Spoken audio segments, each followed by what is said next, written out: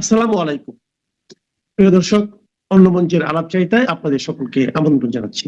গত বেশ কিছুদিন ধরে একাধিক ভিডিওতে আমি বলে এসেছি, বাংলাদেশ নিয়ে ভারত আমেরিকার একটি সমঝোতা হয়ে গিয়েছে। সেই সমঝোতা অনুসারে বাংলাদেশে শান্তি ও সুস্থিতি এবং গণতান্ত্রিক পরিমণ্ডল ফিরিয়ে নিয়ে আসার জন্য যেটা উচিত মনে করবে ভারত, সেটা সে করতে পারবে। এটাই ছিল সমঝোতা। তবে এটাও ঠিক করেছিল দুই পক্ষ, ভারত ও আমেরিকা, যে হিংসার মাধ্যমে বা যুদ্ধ বিগ্রহ না করে শান্তির পথে সমস্যা সমাধানের চেষ্টা করবে ভারত। সেটা একান্তই সম্ভব না হলে তখন বল প্রয়োগের পথে যেতে পারে।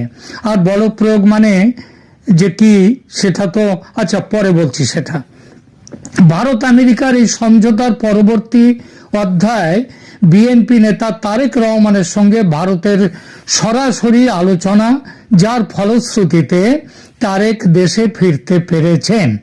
2 মাস আগেও দেশে ফিরলে বিমানবন্দরেই যার গ্রেপ্তার হওয়ার আশঙ্কা ছিল এবং বাংলাদেশের পত্রপত্রিকাগুলো যেগুলো যে সম্ভাবনা বা আশঙ্কার কথা ফলাও করে বলেছিল, সেটা মানে বিমানবন্দরে তার গ্রেপ্তার হওয়ার আশঙ্কা। সেনাবাহিনীর সঙ্গে অতীতের খারাপ সম্পর্কের কারণে ভয় ছিল সেনার তরফ থেকেও। আর জামাতের বিরোধিতা তো ছিলই। তারেকের ফিরে আসা জামাতের বাড়া ভাতে ছাই।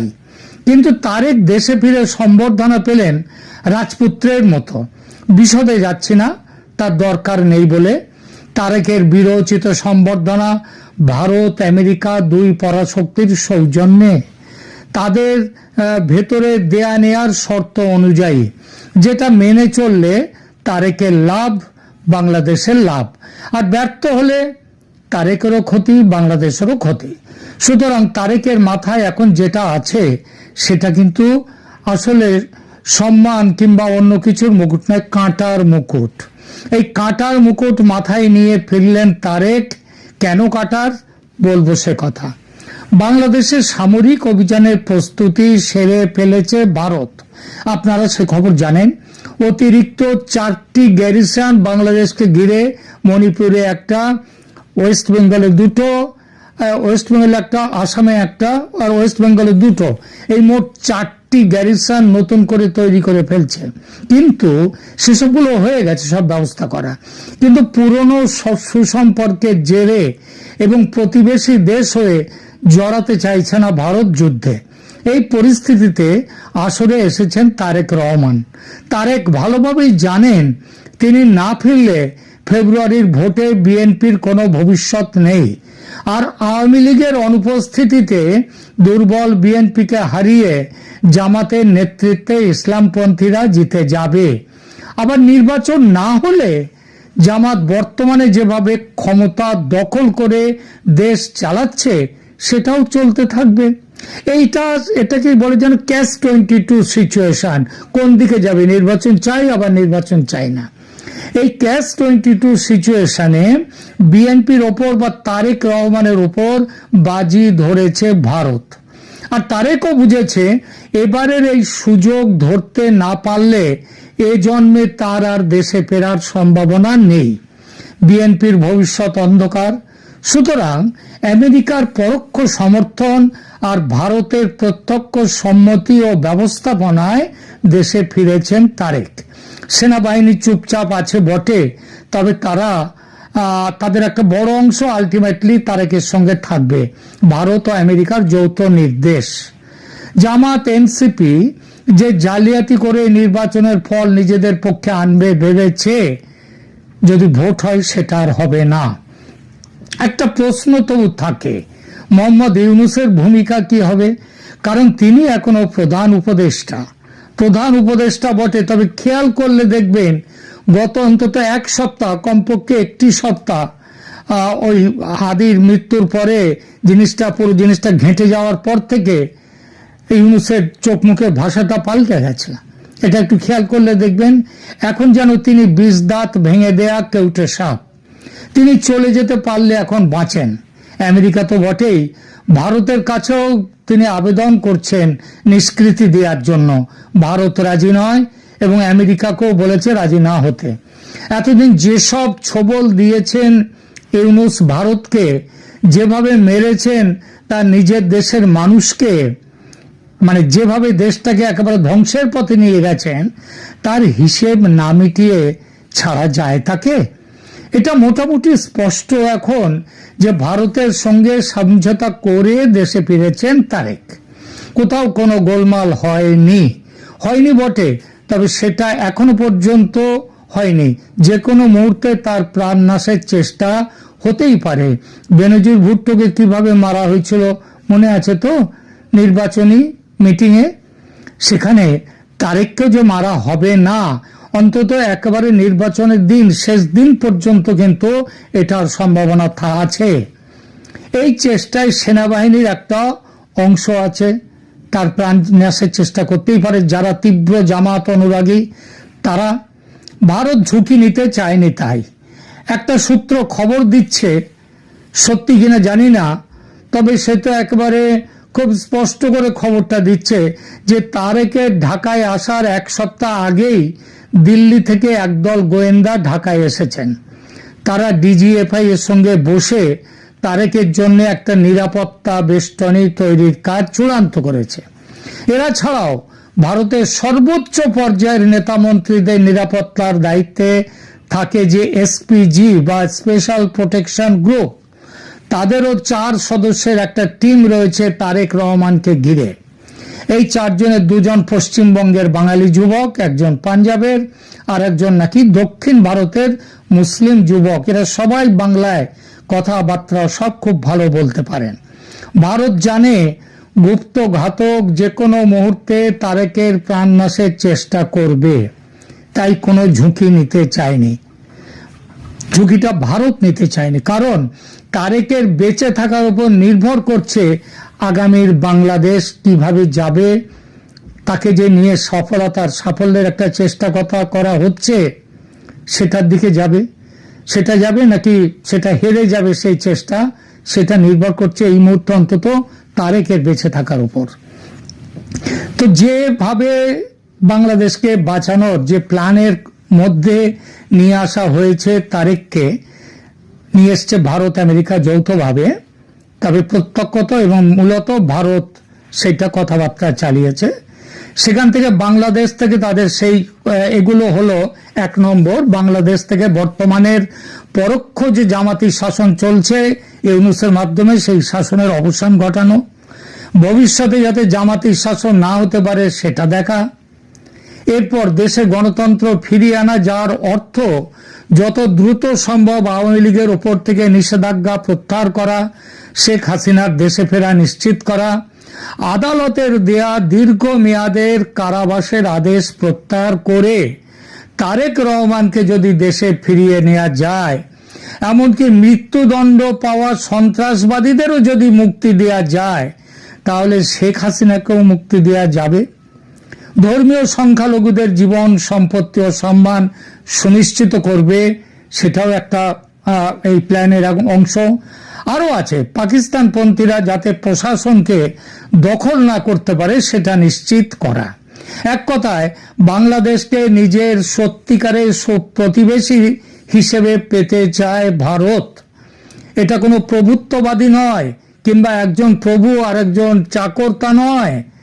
এটা হচ্ছে সব প্রতিবেশী হিসেবে সুখে দুঃখে একসাথে ভালোভাবে বেঁচে থাকা, যেটা ছিল শেখ হাসিনার আমলে।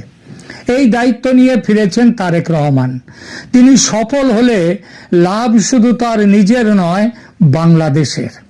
সফল হলে তারেক শুধু রাজনৈতিক নেতা বা পলিটিশিয়ান হিসেবে পরিচিত হবেন না, তিনি পরিচিত হবেন, ইতিহাস তাকে মনে রাখবে, একজন রাষ্ট্রনায়ক বা স্টেটসম্যান হিসেবে। ইউনূসের অন্ধকার শাসন থেকে দেশকে আলোয় ফিরিয়ে আনার নায়ক হিসেবে। কারণ 54 বছরের ইতিহাসে বাংলাদেশে কেয়ারটেকার সরকার এসছে, নানা রকম সরকার এসছে, কিন্তু আজকের দিনে ইউনূসের আমলে যেভাবে অন্ধকারে নিয়ে যাওয়া হয়েছে বাংলাদেশকে, সেটা আগে হয়নি কোনোদিন। বয়স মানুষকে প্রাজ্ঞ হতে শেখায়। আজকের তারেক রহমান, তার যে অতীত, সেই অতীত অবশ্যই খুব সুখকর কিংবা সুন্দর নয়, কিন্তু যদি অতীতের ছবি থেকে নিজেকে মুক্ত করতে পারেন, ওই বয়সের কারণে যার জন্য তিনি কিছুটা প্রাজ্ঞ হয়েছেন বলে মনে করা হচ্ছে, যদি তিনি নিজেকে মুক্ত করতে পারেন অতীতের ছবি থেকে, তাহলে বাংলাদেশ সত্যিকার অর্থেই শেখ হাসিনার আওয়ামী লীগের একজন যথার্থ প্রতিদ্বন্দ্বীকে পাবে। গণতন্ত্রের বিকাশের দৃষ্টিতে এই উত্তরণ, সেটা একটা দেশের পক্ষে কিন্তু বড় পাওয়া।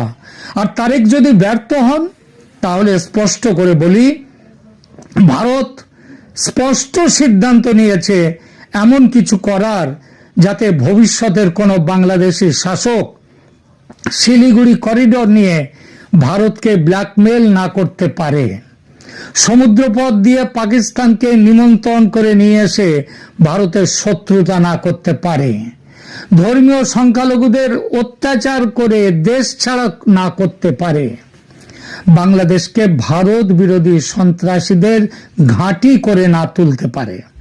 এই জন্যে ভারতের পরিকল্পনায় আছে, যদি ব্যর্থ হয় এই তারেক রহমানকে দিয়ে এই যে প্ল্যান, সেটা বাস্তবায়িত করার চেষ্টা যদি ব্যর্থ হয়, তাহলে ভারতের পরিকল্পনায় আছে বাংলাদেশ থেকে দুটো টুকরো বের করে নেয়া, একটা রংপুর ডিভিশন, অন্যটা চট্টগ্রাম ডিভিশন। চট্টগ্রাম ডিভিশনের পাশ দিয়ে আবার কালাদান যে মাল্টিমোডাল ভারতের প্রজেক্ট, সেই প্রজেক্টটা তৈরি হয়ে গেছে, প্রায় তৈরি হয়ে গেছে, কেবল বাকি আছে একদম মিজোরামের কাছে সেইখানটার কিছু রাস্তা তৈরি, বাকিটা সম্পূর্ণ শেষ হয়ে গেছে এবং খুব সম্ভব 2026-এর মাঝামাঝির দিকে এটা শেষ হয়ে যাবে। তাহলে তো বুঝতে পারছেন, তার মানে ওই মায়ানমারও আর থাকলো না পাশে, 3 দিন 3.5 দিক থাকবে ভারত, এবং 3.5 দিক কেন, চট্টগ্রাম মানে 4টে দিক, পুরোটাই ভারত 4 দিকে থাকবে বাংলাদেশের।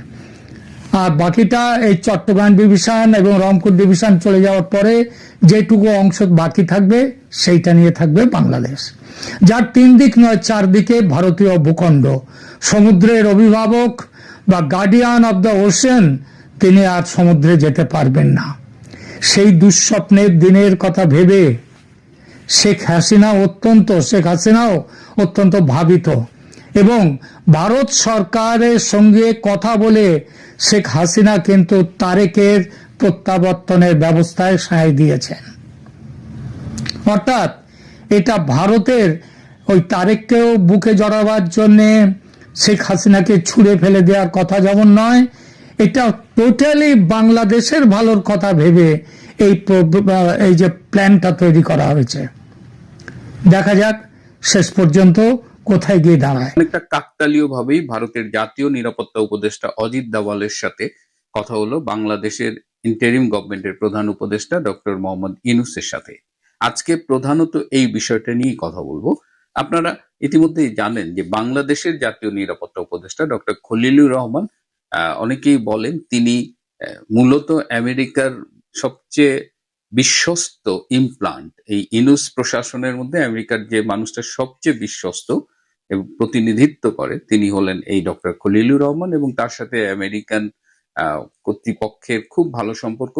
পাশাপাশি ভারতের সাথেও তিনি একটি চমৎকার সম্পর্ক ডেভেলপ করেছেন। বিশেষ করে ভারতের জাতীয় নিরাপত্তা উপদেষ্টা অজিত ডাভাল ডক্টর খলিলের সাথে অনেক বিষয়ে আলাপ করেন, এবং বোঝাই যায় যে তারা পরস্পর কথা বলে যথেষ্ট স্বাচ্ছন্দ্য বোধ করেন। এবং আমরা অতীতে দেখেছি যে ডক্টর খলিল আলোচনার জন্য দিল্লি গেছেন, আবার কাতারে গেছেন, কাতারে সেখানে মার্কিন প্রতিনিধি ছিল, সেখানে ভারতের প্রতিনিধি ছিল, সেখানে কাতারেরও প্রতিনিধি ছিল। তো বিভিন্ন পর্যায়ে এই আলোচনাগুলোতে, এবং আমরা ব্যাংককে বিমস্টেক সম্মেলনে মোদির সাথে যে ডক্টর ইউনূসের একটা সংক্ষিপ্ত সাইডলাইন মিটিং হয়েছিল, সেটার পেছনে কিন্তু এই অজিত দোভাল এবং ডক্টর খলিলের দুজনেরই কৃতিত্ব আছে। ডক্টর খলিলের সাথে যেহেতু অজিত দোভালের নিয়মিতই কথা হয়, তো অজিত দোভাল ফোন করেছিলেন বেসিক্যালি ডক্টর খলিলকে।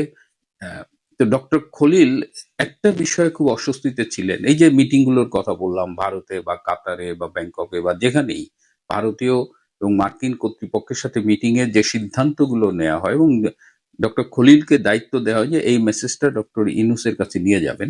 যতবারই ডক্টর খলিল সেই মেসেজগুলো নিয়ে আসছে, ডক্টর ইউনূস কিন্তু কোনোটাই গ্রহণ করেনি এবং পাত্তা দেন, একদম উড়িয়ে দিয়েছে। এবং এই মেসেজগুলো মূলত বাংলাদেশে যে আসন্ন জাতীয় সংসদ নির্বাচন সেটা যেন ফ্রি, ফেয়ার, ইনক্লুসিভ এবং পার্টিসিপেটরি হয়, সেটা নিয়েই কিন্তু এই আন্তর্জাতিক মহলে বেশ কয়েকদিন ধরে আলোচনা চলছে। আপনারা জানেন যে ডক্টর ইউনূস অনেকটা একক সিদ্ধান্তে আওয়ামী লীগকে তার কার্যক্রম নিষিদ্ধ করেছে, আওয়ামী লীগকে নির্বাচনে অংশগ্রহণ করতে দিচ্ছে না, তার নিবন্ধন স্থগিত করেছে। এগুলো মূলত ডক্টর ইউনূসের ব্যক্তিগত প্রতিহিংসার জায়গা থেকে এই সিদ্ধান্তগুলো হয়েছে। এগুলো যে তার উপদেষ্টা পরিষদে আলোচনা হয়েছে, সেখানে অধিকাংশ উপদেষ্টাই কিন্তু এই সিদ্ধান্তের বিরোধিতা করেছিল। কিন্তু ডক্টর ইউনূস যেহেতু বাংলাদেশের ভালো করতে আসেনি, তিনি এসেছেন ব্যক্তিগত স্বার্থ উদ্ধারের জন্য এবং ব্যক্তিগত প্রতিশোধের বিষয়গুলো সর্ট আউট করতে। সেই কারণে আমরা দেখছি তো ডক্টর খলিলকে প্রত্যেকবার ডক্টর ইউনূস রীতিমতো ভৎসনা করেছে, একবার বেঈমানও বলেছে এবং বলেছে যে আপনাকে পাঠাই আমাদের পক্ষে নেগোশিয়েট করতে, আপনি যা এমন এমন মেসেজ নিয়ে আসেন যেগুলো তো আমাদের বিপক্ষের, আমাদের প্রস্থানের রোড ম্যাপ, যেটা আমি আগেও বলেছি। তো এই অজিত দোভাল ফোন করেছিলেন এবং অজিত দোভাল ডক্টর খলিলকে যখন ফোন করেছেন, তিনি তখন ডক্টর ইউনূসের সামনেই ছিলেন এবং অজিত দোভাল যেহেতু মেসেজ কনভে করছে এবং সেগুলো কাজ হচ্ছে না, তিনি চেয়েছিলেন যে ডক্টর ইউনূসের সাথে সরাসরি অজিত দোভাল কথা বলুন এবং তিনি ডক্টর ইউনূসের পারমিশন নিয়ে তাকে ফোনটা দেন এবং অজিত দোভাল ডক্টর ইউনূসের সাথে কথা বলেন। যে এটা খুবই ভাইটাল ছিল এই ফোন আলাপটা, এটা সম্ভবত গতকাল বা পরশু হয়েছে। তো এইখানে অজিত দোভাল কিন্তু খুব কড়া ভাষায় কথা বলেছেন। তিনি বারবার বলেছেন যে বাংলাদেশে একটা ইনক্লুসিভ, ফ্রি, ফেয়ার ইলেকশন করেন এবং সেটি প্রয়োজনে 12ই ফেব্রুয়ারিতে, যেহেতু সেটা সম্ভব না, প্রয়োজনে নির্বাচনটা পিছিয়ে নেন এবং সেই নির্বাচনে যেই জয়লাভ করবে, সেটা বিএনপি হোক, আওয়ামী লীগ হোক, ভারতের তার সাথে কাজ করতে কোনো আপত্তি নেই। এবং অজিত দোভাল অনেকটা ক্ষুব্ধ হয়ে বলেন যে আমরা অনেকবার আপনাকে এই মেসেজটা দেওয়ার চেষ্টা করেছি, আপনি কোনোবার শুনছেন না একবারও। হ্যাঁ, আপনি নিজেকে কি মনে করেন এবং আপনি এই যে আপনার যে গোয়ার্তুমির জন্য যে বাংলাদেশের যেদিকে যাচ্ছে বাংলাদেশ, সেটা তো কারোর জন্যই ভালো হবে না, না বাংলাদেশের জন্য, না প্রতিবেশী দেশ হিসেবে ভারতের জন্য। এবং তিনি আবারও বলেন এবং ডক্টর ইউনূস আসলে এই মুহূর্তে রাজনীতিতে খুব নিঃসঙ্গ হয়ে গেছেন। তার সাথে পাকিস্তান আছে, বাংলাদেশের জামাতে ইসলাম আছে, আর আন্তর্জাতিক যে মিত্রগুলো তার সাথে ছিল তারা কিন্তু নেই। ভারত তো বরাবরই ইনক্লুসিভ ইলেকশনের কথা বলছে। আমি ইনক্লুসিভ ইলেকশনের কথা আমাদের পররাষ্ট্র উপদেষ্টা তৌহিদ হোসেন সংবাদ সম্মেলনে বলেছিলেন যে প্রতিবেশী দেশ হিসেবে তাদের এই বিষয়ে নাক গলানো উচিত না। কিন্তু আগেও আমি বলেছি, ইনক্লুসিভ নির্বাচনের দাবি তো এখন বিশ্বের অনেক দেশই তুলছে। আমেরিকা বলেন, ইউকে বলেন, ইউরোপিয়ান ইউনিয়নের অধিকাংশ দেশ বলেন, অস্ট্রেলিয়া বলেন, সবাই তো এখন ইনক্লুসিভ ইলেকশনের কথা বলছে। এখন ইউনূসের সাথে ডিপ স্টেটের একটা অংশ আছে, কিন্তু ট্রাম্প অ্যাডমিনিস্ট্রেশন কিন্তু তারা ইনক্লুসিভ ইলেকশনের পক্ষে এবং তারা ভারতের সাথে মিলেই বাংলাদেশের ব্যাপারে কৌশলগুলো নির্ধারণ করছে। তো এই অবস্থায় ডক্টর ইউনূস যে ঘাওড়ামি করতেছে, সেটার উপরে কিন্তু ভারত থেকে এই ফোন আলাপের মাধ্যমে খুব স্পষ্টভাবে বলে দেওয়া হলো এবং ডক্টর ইউনূসও বুঝে গেছে। ডক্টর ইউনূস অনেকেই বলছে যে আওয়ামী লীগ যদি কোনোভাবে ক্ষমতায় আসে তাহলে তো আমার রক্ষা হবে না এবং অজিত দোভাল যেভাবে কথা বলেছেন, এখন ইউনূসের সামনে এখন পদগুলো খুব সংকীর্ণ হয়ে আসছে।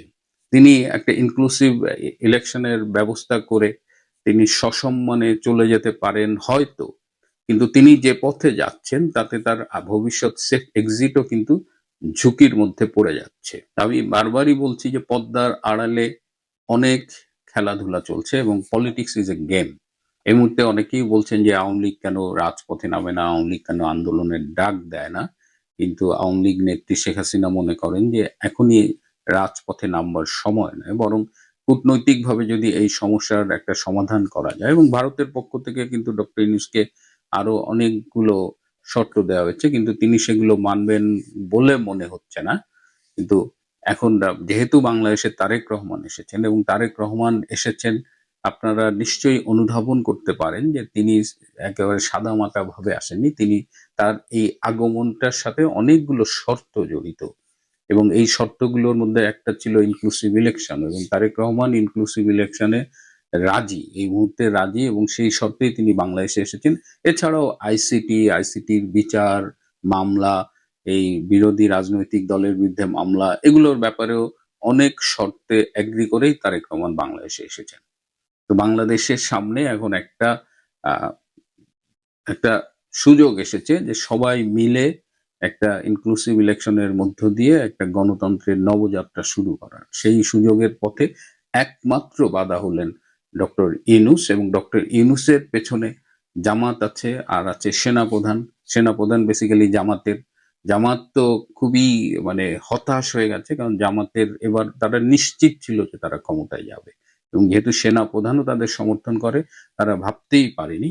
তো তারা এখন যদিও আমরা জানি যে একদম চূড়ান্ত মুহূর্তে বিএনপি জামাত সব এক হয়ে যাবে আওয়ামী লীগ ঠেকানোর জন্য, যদি সেরকম কোনো সিচুয়েশন আসে, কিন্তু তার আগ পর্যন্ত জামাত যেহেতু একটা স্বপ্ন দেখেছিল, সেই স্বপ্ন ভঙ্গের মুখোমুখি দাঁড়িয়ে জামাতও কিন্তু বেশ কিছু ডার্টি পলিটিক্স এই মুহূর্তে খেলছে। সেটা নিয়ে আরেকটি পর্বে কথা বলবো। আজ এ পর্যন্তই। নির্বাচন 12ই ফেব্রুয়ারি হবেই, এখন পর্যন্ত কিন্তু এ নিয়ে সংশয় আছে।